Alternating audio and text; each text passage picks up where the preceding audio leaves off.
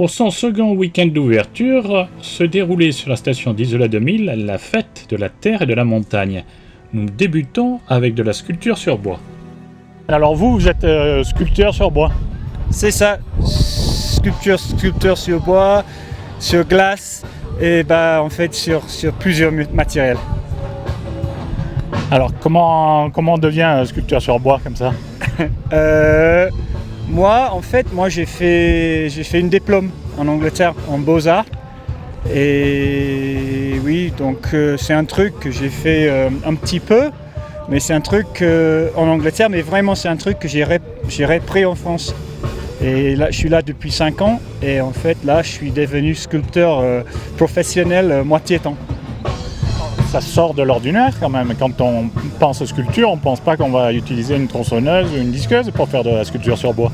Je suis aussi menuisier, donc ça explique un petit peu les outils. Mais après, je pense que le monde des outils, l'évolution des outils pour la sculpture mécanique, maintenant électrique, ça a évolué, quoi. Il y avait une évolution incroyable. Comment vous faites pour sculpter? Vous avez un modèle? Voilà, oui, j'ai un modèle. Oui, en fait, j'avais un modèle pour la journée aujourd'hui qui était fait par Christian Berger. Et c'est le sculpteur que si je comprends bien, il est venu en hiver pour vous faire des sculptures sur glace. Et en fait, c'est lui qui a fait la première sculpture. Et moi, je fais une deuxième, mais dans le même style. Donc l'idée, c'est d'avoir deux sculptures jumelées. D'accord. Alors après, qu'est-ce qu'elles deviennent ces sculptures? Vous les vendez ou... Non, mais si j'ai bien compris, c'est les sculptures qui vont rester là. Non, mais je parle en règle générale. Oui, la plupart des sculptures que moi je fais, c'est des choses sur commande. J'ai un ou deux petites choses à la maison, mais normalement, c'est des sculptures vraiment soit pour les démonstrations, soit animation, soit pour les clients qui les commandent direct. Bon, là, du coup, c'est un peu compliqué si on veut vous commander quelque chose si vous êtes en Angleterre. Ah non, mais moi j'habite là. Non, mais moi je suis là, j'habite pas loin de Briançon. Ah, ok, d'accord. Ouais, mais j'habite en France maintenant depuis 5 ans. Ce qui explique votre bon français. Encore, oui, il y a encore c'est un travail en évolution, on dirait. Un chantier en évolution, parce que pour moi, la langue, oui, j'arrive à me faire comprendre maintenant, mais bon.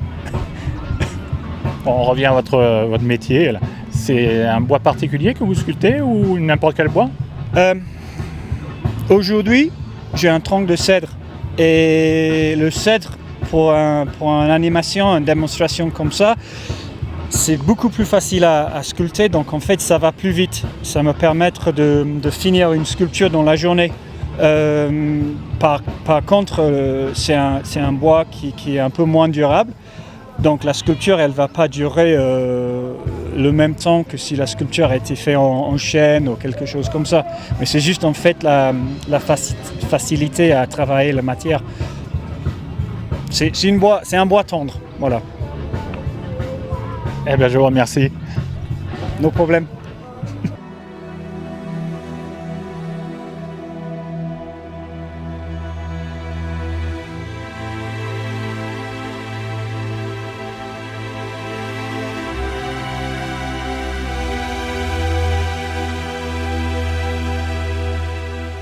Olivier, deuxième saison en été alors. Oui, deuxième saison, on remplit. L'année dernière, ça s'est super bien passé, donc on revient là pour une nouvelle saison d'été. Tu nous expliques un peu le concept? Alors c'est de la canoë randonnée que je propose. Donc la canoë randonnée, c'est vous êtes attaché avec un chien. Vous avez donc l'attraction, c'est une assistance. C'est agréable dans les montées sur le plat et c'est assez rigolo quand même dans les descentes. Le chien a son harnais. Vous avez une ligne élastique pour pouvoir amortir l'onde de choc par rapport pour ne pas blesser le chien ni se blesser nous-mêmes. Et vous avez une ceinture à la taille. Il y a des petits nouveaux en plus. Ben là oui, il y a un petit tout nouveau, là, typique, il y a 4 mois. Et il est là, on fait un peu de l'éducation avec, on commence à le préparer pour la saison prochaine. Ah, parce que tu me disais que les autres chiens, il y en a qui partent à la retraite, comment ça se passe alors? Alors oui, les chiens vont bientôt partir à la retraite. Là, j'ai 2 chiens qui risquent de partir à la retraite dans un an et demi. Et ben à la retraite, ils restent encore avec moi parce que c'est mes bébés, c'est mes loulous. Et ils m'aident à continuer à éduquer les jeunes chiens parce que ceux-là, ils sont bien éduqués et ils transmettent donc les codes. Bon, où c'est qu'on peut te trouver pour faire cette activité? On n'en a pas parlé. Bien sûr, sur la station d'Isola 2000, vous pouvez me contacter ou par téléphone ou par mail ou à l'office de tourisme, vous aurez toutes les informations. Je te remercie. Merci bien. Alors Isola 2000, c'est également une station qui est proche du parc du Mercantour. Nous allons nous rapprocher du stand de celui-ci. Cassandra, alors le parc national du Mercantour, déjà c'est quoi?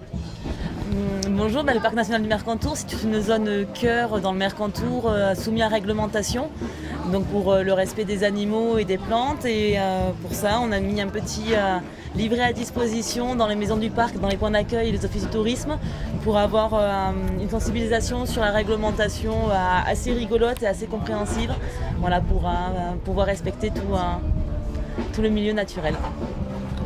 On peut parler un peu de la réglementation du parc, entre autres. Tout à fait. Alors, une des premières choses, c'est laisser les animaux et les végétaux tranquilles. Donc, on ne ramasse pas, on ne va pas toucher les animaux ni les nourrir, parce qu'ils ont tout dans la nature pour se nourrir. Ils n'ont pas besoin d'autre chose, ça peut les rendre malades.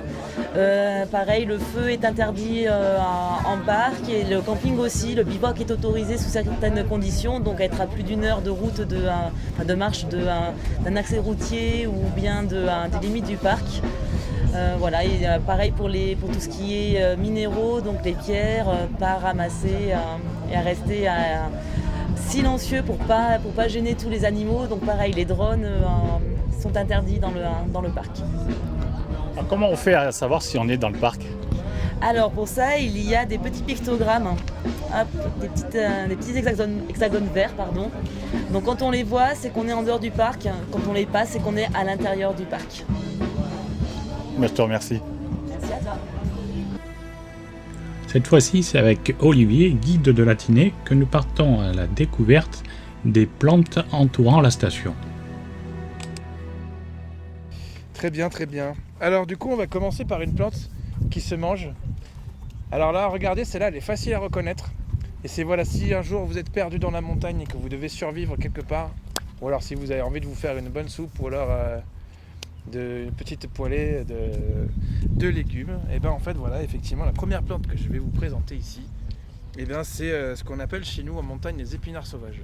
Alors après ça a différents noms parce que même dans les Alpes-Maritimes, surtout nous dans la Haute-Tinée, c'est les sangaris. Et c'est ça, c'est ceux qui sont là. Alors pour les reconnaître c'est facile parce que on voit la forme de la feuille comme ça, un peu triangulaire, un peu comme une flèche. Et les scientifiques, ils appellent ça le kénopodium. Parce que kénos, c'est les doigts, et podium, c'est les pieds. Et donc, parce que ça ressemble un peu à les pieds-doigts, les pattes-doigts. Et là, regardez, on va essayer, prenez un peu des feuilles de ça, et en touchant, on sent un petit peu en dessous, là, comme une farine. C'est comme des... Voilà, et le kénopode, l'épinard sauvage, toi tu connaissais déjà, non? L'épinard sauvage, c'est le seul qui fait cette espèce de farine. Donc si vous avez un doute, vous touchez en dessous et du coup voilà, une fois si vous avez la farine, c'est que c'est des chances que ce soit ça et sinon non. Alors du coup on appelle kénopode Bon Henri celui-ci parce qu'on raconte que c'est Henri IV qui lui a fait construire, a fait le premier jardin des simples à Blois, dans lequel et en même temps il plantait des plantes médicinales, en même temps des plantes comestibles, et dans lequel on a retrouvé ce kénopode ici. Et voilà, c'est pour ça qu'il est assez connu. Et voilà, donc kénopode Bon Henri, kénopode c'est le nom du genre, Bon Henri c'est le nom de l'espèce. Et d'ailleurs en fait il y a d'autres plantes que peut-être que vous consommez et qui sont des kénopodes. Je sais pas si... Non, c'est pas un kénopode. Par exemple c'est le quinoa. Le quinoa c'est un kénopode, le kénopode quinoa. Mais du coup qui nous vient d'Amérique centrale ou d'Amérique du Sud je crois plutôt. Et voilà, et de la même façon en fait les épinards sauvages ou le kénopode on peut le consommer pareil. Il suffit en fait d'avoir les graines. Alors du coup ce qui est un peu emmerdant c'est que, embêtant, c'est sur les graines en fait finalement c'est tout petit. Et on peut pas enlever la... Voilà, mais c'est pas grave. Et puis en fait, on le fait comme le quinoa, pareil. Voilà. Les Anglais, ils cuisinaient les jeunes pousses comme les asperges. Voilà, et chez nous, en fait, traditionnellement, dans la Tinée, les sangaris, ça se fait en même temps avec... c'est les pâtes vertes aussi, où on le fait avec les épinards sauvages. Donc voilà. Et qu'est-ce qu'on peut dire aussi? Avec les racines du quinoa, du quinoa de bon riz, on faisait aussi le halva. Je ne sais pas si vous connaissez l'espèce de pâte là, au sésame et puis au pois chiche. Et voilà. Et puis après, sinon, on utilise aussi les feuilles dans lesquelles qu'on va broyer un petit peu pour faire mûrir les furoncles. C'est un petit peu plus safe que si on utilise de la kélidoine ou alors de l'euphorbe, parce que du coup on a moins de risque de se faire des dermites, des choses comme ça, ou les irritations de la peau. Et voilà. Alors celle-ci, est-ce que vous savez ce que c'est? Ben oui, mais bravo. Exactement. Alors là, regardez ce qui se passe là. Attendez, là, regardez le bourdon. Vous voyez ce qu'il est en train de faire là? Exactement. Il est en train de butiner le sainfoin. Alors là, en fait, ce qui aurait été intéressant, c'est de voir sur quelle fleur il va et après de regarder ce qui se passe. Alors là, il a regardé. En fait, voilà, je vais essayer de cueillir ça. Est-ce qu'il a actionné là ou pas? Alors là, il n'a pas réussi, mais là, il a réussi. Ok. Alors, souvent, on a l'habitude de penser que les plantes, c'est là, ça fait partie du décor. C'est du paysage, quoi. Ça vit pas. C'est presque des objets. Et pourtant, en fait, on se trompe, mais beaucoup. D'ailleurs, il y avait même un grand philosophe de l'époque qui s'appelait Aristote et qui racontait que les plantes, il y avait plusieurs catégories d'âmes et que les plantes, c'était l'âme végétative qui simplement végète. Qu'elles sont là, et presque c'est le principe de base du vivant et qu'elles attendent que le temps passe. Et en fait, finalement, on se rend compte qu'en fait, c'est complètement faux. Dans la mesure où, en fait, même les plantes, elles peuvent avoir des sensations et elles bougent. Il se passe des choses intéressantes. Alors des sensations, on verra un peu plus tard. Donc du coup, c'est quoi un sens, etc. Quels sont les types de réactions. En tout cas, ici, ce qui est intéressant de voir, c'est que souvent on considère que les insectes viennent butiner les plantes et que du coup les plantes sont passives. Et là, ce qu'on va pouvoir voir, c'est que les plantes, elles agissent et qu'elles-mêmes, elles vont vers l'insecte. Alors pourquoi? Simplement parce que il faut qu'elles protègent le pollen, que s'il pleut, s'il y a du vent, il faut bien en garder, il faut bien l'utiliser de manière efficace pour pas le disperser comme ça à tout va. Et l'idée, c'est de le cacher à un endroit et de le libérer quand l'insecte arrive. Et donc souvent, par exemple, sur ces petites plantes-là, alors ça c'est on dit que c'est la famille des légumineuses parce que du coup c'est de cette famille-là qu'on tire les légumes comme les haricots verts, les petits pois, les pois chiches, les lentilles, etc. Et donc voilà, qu'est-ce que je disais juste avant? Ça y est, je me suis perdu. Et voilà. Et en fait, du coup, quand l'insecte il vient se poser là sur la fleur, en dessous, alors là, il y a les étamines qui vont sortir. Comme ça. Alors là, du coup, celle-là, elle a déjà été actionnée. C'est pour ça que je vous le montre. Les étamines, elles sont attachées ensemble par 9 avec le pollen. Et plus, il y en a une libre. Et voilà. Alors, là, ici, cette petite partie de la fleur, on appelle ça... Alors, avant, les gens, ils appelaient ça des papillonacées. Parce que ça ressemble un peu à des papillons. Mais si on regarde bien, on leur a donné aussi un autre nom. Ça, c'est l'étendard. L'étendard, c'est comme une grosse voile. Et puis là, c'est le carène. Et voilà, donc ça forme comme un petit bateau. Vous voyez ou pas? Et donc là, ce qui se passe, c'est quand vous regardez, c'est la famille des genêts aussi, par exemple. Et des cities, voilà. Et en fait, ça marche à chaque fois pareil.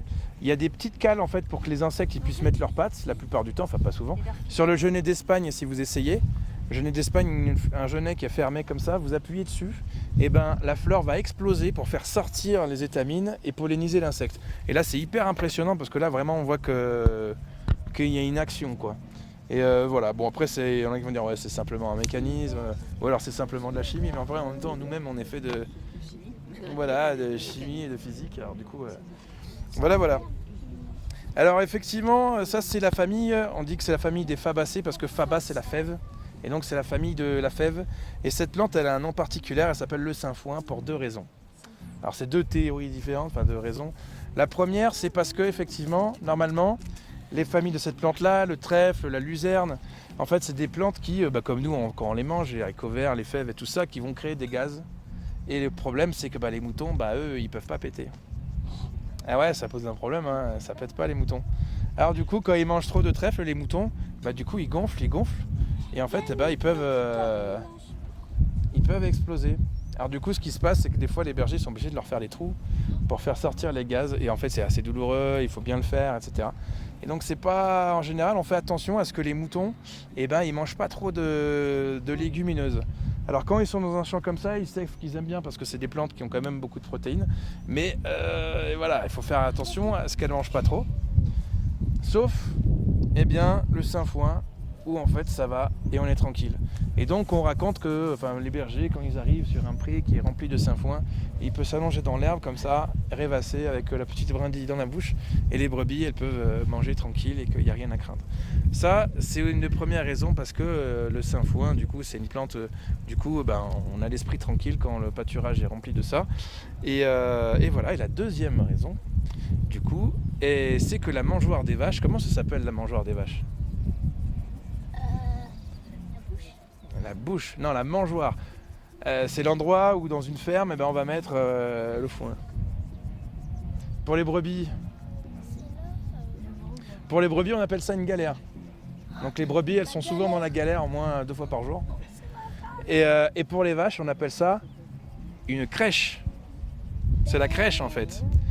Et voilà. Et en fait, il y a très longtemps, voilà, il y a à peu près 2022 ans, il y a un personnage assez important qui est né et qu'on a recueilli et mis dans une crèche, justement une mangeoire de vache. Et à l'intérieur, le foin qu'il y avait, c'était ce foin-là, c'était le sainfoin. Et c'est pour ça aujourd'hui qu'on lui donne ce nom-là. Voilà, donc petit côté mystique, un peu sacré. Et voilà.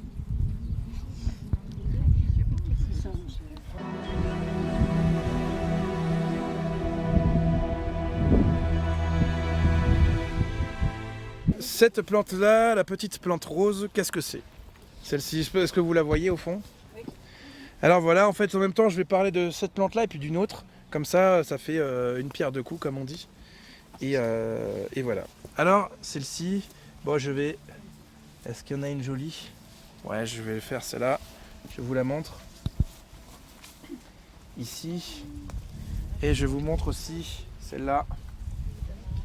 Est-ce qu'il y en a de plus cool ? D'arracher les plantes ? Ouais.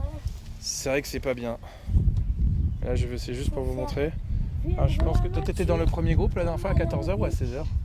À 14h. Transhumance. Ah, ok, donc du coup, je pense que je t'ai déjà.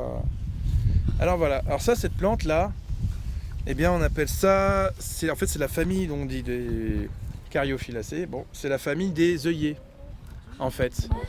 Et voilà. Et donc, c'est vrai que ça ressemble un petit peu à un œillet.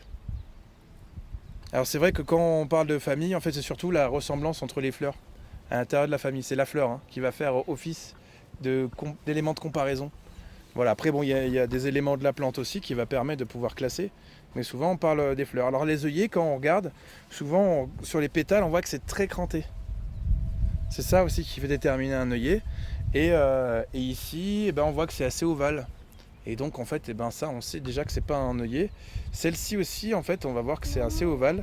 Et là, par contre, la fleur, elle aura une forme un peu particulière, parce que ça ressemble un peu à un vase, espèce d'ancien vase grec dans lequel on mettait du vin, et on appelle ça, du coup, un silène, voilà. Alors après, silène, ça fait aussi référence à un autre personnage, mais je vais vous raconter l'histoire. Et celle-ci, en fait, on appelle ça l'Ichnis flos jovis, c'est donc l'œillet de Jupiter, la fleur de Jupiter, on l'appelle comme ça, et aussi le compagnon rouge. Compagnon, voilà, alors il y a un peu rose, il y en a des blancs, etc. Et moi, quand je vois ces plantes-là, à chaque fois j'ai envie de raconter une histoire. Et cette histoire, elle parle, sur les deux fleurs, elle parle en fait de choses différentes. Voilà.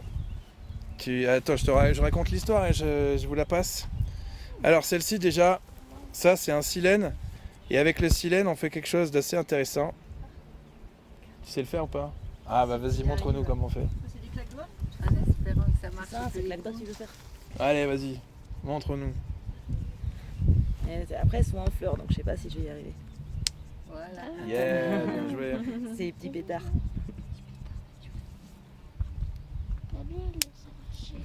Bien joué. Alors après, qu'est-ce que je voulais dire? Ça, ces fleurs-là, vous pouvez les mettre dans des salades pour décorer un petit peu, et puis c'est bon, ça se mange. Voilà, silène enflé, c'est le silène commun. C'est celui qu'on trouve voilà, un peu partout en France. Alors, voilà. Et alors, est-ce que vous avez envie que je vous raconte une petite histoire? Oui. Alors, c'est une histoire qui parle de cette fleur-là, et aussi de la fleur que vous avez dans les mains.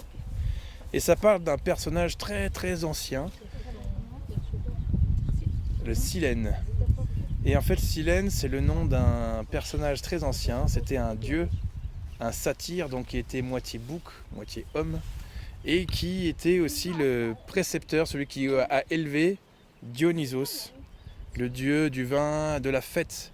Et donc lui, il allait de village en village pour, voilà, pour faire la fête. Et puis, eh bien, ce qu'ils aimaient beaucoup, ces gens-là à l'époque, c'était de boire du vin. Et souvent, Silène, même si lui c'était un très grand amateur de vin, on raconte qu'il avait aussi une sagesse proverbiale sans égale et que c'était un très grand sage. Et donc, souvent, après les fêtes, eh ben, on le voyait comme ça, à dormir près d'un arbre, tranquillement. Et puis un jour, après une soirée bien arrosée, comme on dit, eh ben, il essayait de rentrer chez lui. Et plusieurs fois, il a dû mettre le tour du monde pour essayer de trouver sa maison. Et puis, et on ne sait pas encore s'il y est arrivé. En tout cas, à chaque fois qu'il passait quelque part et qu'il renversait une goutte de sa jarre, enfin une goutte de vin, et que la goutte tombait par terre, et ben ça faisait une plante comme ça, un compagnon rouge. Et c'est vrai qu'en regardant un petit peu à chaque fois ce qu'on a autour de nous, on se rend compte que du coup, il a dû en renverser pas mal, quand même. Et voilà. Et donc, Silène, il a une histoire assez intéressante, et notamment celle que je vais vous raconter, dans laquelle ça commence que Silène, encore une fois, il est en train de dormir sous un arbre, de cuver tranquillement à l'ombre, et qu'il est réveillé par des soldats qui demandent ce qu'il fait là. Alors lui, il dit « Ah, je suis perdu, j'essaye de rentrer chez moi. » Et alors, j'ai dit... perdu. Ouais, je suis un peu perdu. Alors les soldats le réveillent à coups de pied comme ça. Hé, étranger, qu'est-ce que tu fais? Putain, j'ai du mal à rentrer dedans là parce que... Allez, je la refais. Et donc voilà, Silène qui dort sous un arbre et qui se fait réveiller par des soldats. Alors il lui demande ce qu'il fait là et puis il raconte qu'il est perdu et qu'il essaye de rentrer chez lui depuis plusieurs jours, qu'il n'a pas mangé, qu'il n'a pas bu depuis un moment. Alors il lui propose de venir avec lui et de le conduire, de venir avec eux et de le conduire jusqu'au château à côté, le château de leur grand roi qui pourra peut-être lui accorder un peu d'aumône et peut-être pas, un bout de pain et de fromage. Et donc une fois qu'ils arrivent au château, le roi, qui est assez connu en Grèce à ce moment-là, qui s'appelle Midas, tout de suite il est assez cultivé et puis il reconnaît lui physiquement Silène, et il sait que c'est pas un personnage ordinaire, que c'est pas simplement quelqu'un qui est un simple clochard, mais que du coup c'est une divinité. Donc en fait il va l'accueillir, il va dire qu'on fasse venir à manger, à boire et qu'on danse toute la nuit pendant une semaine. Alors du coup c'est ce qu'ils vont faire, voilà, des soirées, des musiciens à boire, à manger, et puis au bout d'une semaine, Silène décide de rentrer chez lui parce qu'à un moment donné, il faut bien qu'il continue sa tâche. Et puis il remercie Midas en lui disant voilà, jamais personne ne m'a accueilli comme ça. Qu'est-ce que je peux faire pour toi, pour te remercier vraiment? Qu'est-ce qui te rendrait le plus heureux? Alors Midas, ça fait un moment qu'il avait réfléchi, puis il lui dit moi, ce qui me rendrait le plus heureux, ce serait d'avoir le toucher d'or. Alors Silène lui demande le quoi? Il dit en fait c'est-à-dire quand on touche un objet qui se transforme en or. Alors il dit ok, d'accord, très bien, si c'est ce que tu veux, alors je te l'offre. Alors il lui donne un toucher d'or et puis ensuite il s'en va et il part sur les routes, essayer de retrouver sa maison. Et puis Midas, à peine on lui offre ce don et il sort et puis il commence à toucher toutes les pierres, toutes les feuilles, les rochers, etc. Et puis il essaye de faire grandir, on va dire, toute sa richesse. Il passe la journée dehors à faire toutes ces expériences. Il voit les murs de son château, il va toucher chaque pierre, entrer à l'intérieur de la maison, toucher tous les objets, etc. Et à la fin, il est très affamé. et il a envie de se reposer. Alors il demande qu'on lui fasse à manger, qu'on fasse venir sa famille. Et voilà, et puis après l'anecdote, je pense que vous la connaissez, il attrape la cuisse de poulet et en fait il se casse une dent dessus parce qu'effectivement, parce que c'est en or. Il essaye de boire et puis il peut pas parce que ça se transforme en or aussi. Et puis de l'homme voilà, le plus riche du monde pratiquement, il se rend compte qu'il devient l'homme le plus pauvre puisqu'il peut même pas se nourrir et en regardant sa famille, il sait qu'il pourra même pas les embrasser, qu'il pourra même pas accomplir, on va dire, les besoins primaires en fait que même un pauvre clochard comme Silène pouvait justement au moins prétendre. Et donc il est désespéré, il sait plus quoi faire, il a faim. Et donc il demande à ses soldats de partir à la recherche de Silène et qu'on lui ramène. Alors ils partent pendant plusieurs jours, ils cherchent un peu partout, dans les bois, dans les marais, dans les montagnes, et puis en fait finalement il le trouve un beau matin en train de cuver sous un arbre encore une fois. Alors il le traîne cette fois-ci, il le ramène jusqu'au château, et puis là Midas se jette à genoux, s'il te plaît Silène, s'il te plaît enlève-moi cette malédiction. Alors Silène il rigole, il dit mais quelle malédiction, c'était un don, c'est ce que tu voulais non? Oui mais je me suis trompé, je regrette. Et voilà, je ferai n'importe quoi pour me faire pardonner, enfin pour enlever ce maléfice. Alors Silène, il dit écoute, moi j'ai pas ce pouvoir-là, parce que bon, voilà, quand je donne quelque chose, je le donne voilà, pour toujours, mais si tu montes là-haut, au sommet de la montagne, il y a la source du dieu Pactol qui pourra sans doute arriver à te guérir. Alors du coup, il va marcher pendant plusieurs jours, essayer de traverser les torrents impétueux, monter au plus en plus jusqu'au sommet, et puis quand il arrive là-haut, et ben, il va se baigner, et avec cette eau sacrée, il va se laver, et puis voilà, de ce bain vont partir des petites paillettes d'or qu'on retrouvera ensuite dans tout le fleuve. Et depuis, c'est pour ça que ça deviendra des fleuves les plus aurifères en fait, de toute la Grèce à l'époque. Et voilà. Et en tout cas, moi, à chaque fois que je vois cette fleur-là, ça me fait penser à Silène et à ses verres de vin. Voilà, enfin ses vases. Voilà pour la petite histoire en tout cas.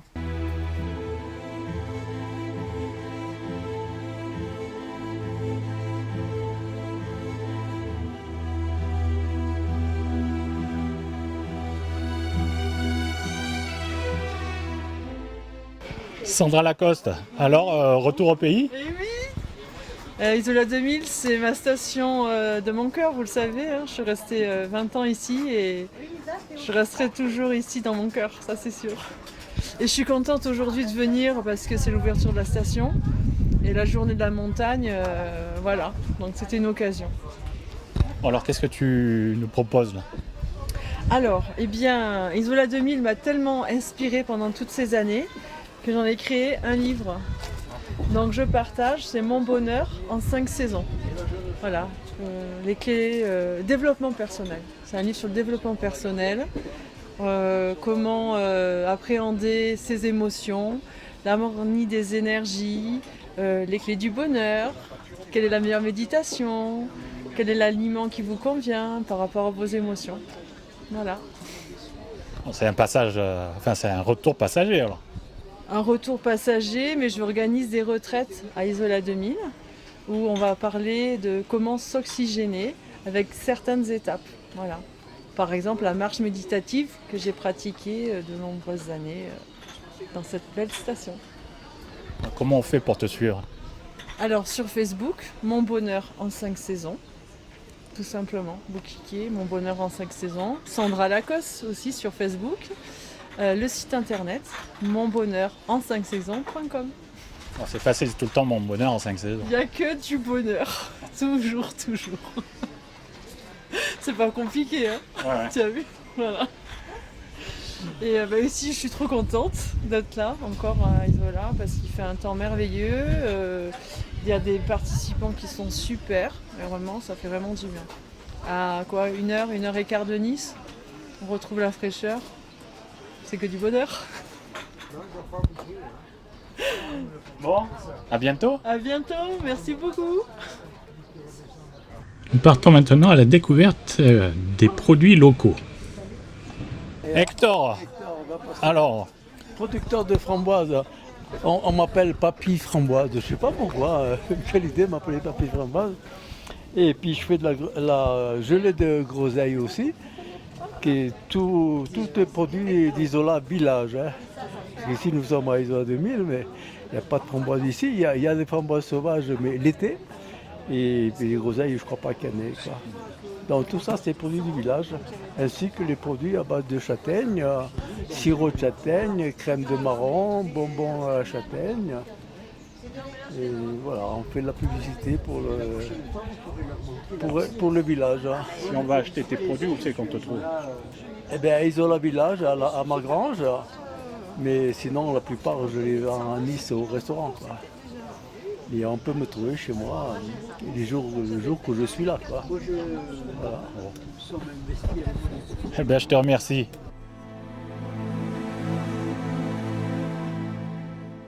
Là, avec Céline, on est sur des produits locaux, on va dire. Plus que locaux, non? Oui, c'est ça, ils sont fabriqués à Isola. On a également du safran qu'on cultive au Bourguet, qu'on récolte et qu'on traite soit en pistil directement, soit en gelée et confiture de pommes et de coin, avec toujours cette base de safran du Mercantour. Bon, le Bourguet, c'est pas loin d'Isola. Non, c'est pas loin d'Isola. En tout cas, c'est un produit local.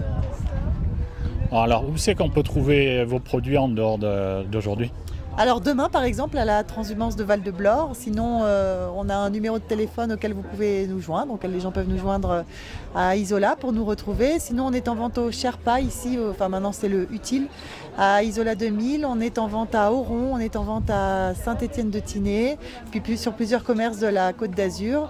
On a aussi un site internet, produitslocauxdelatinée.fr, sur lesquels on peut tout acheter. Voilà. Bon, ben merci. Merci à vous.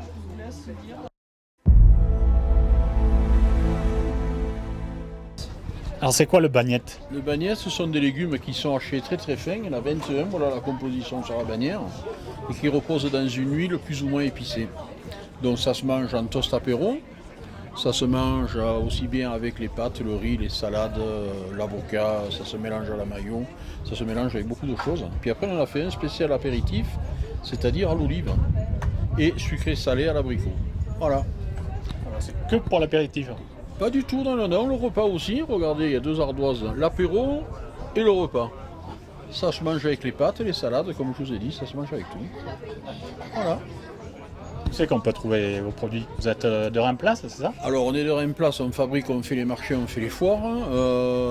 Il y en a à vendre à Saint-Dalmas de Val-de-Blore, il y en a à vendre au village de Clans, à Pont-de-Clans.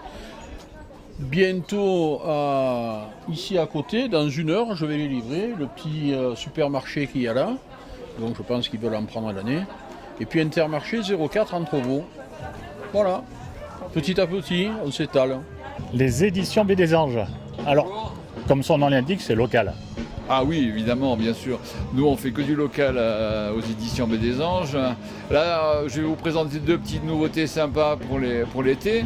C'est d'abord La Danse des loups, écrit par Jacques Drouin. L'action se passe en partie à Val-de-Blore, la commune voisine. Et le héros est prof de maths au lycée de la Montagne. Mais il y a aussi des histoires de loups entre le Daluis et Rigaud. Et notre seconde nouveauté qu'il ne faut pas rater cet été, c'est le petit ouvrage de Gilles Bellâtre, bien connu sur les réseaux sociaux, ça s'appelle Alour, hein, c'est l'abécédaire du petit niçois. Et ben, c'est drôle, c'est humoristique, c'est bien fait, bien écrit, et c'est à mettre entre toutes les mains. Bon, alors où c'est qu'on peut trouver ces livres? Ben, évidemment, sur Nice et la région, et dans la vallée, Isola, Saint-Étienne,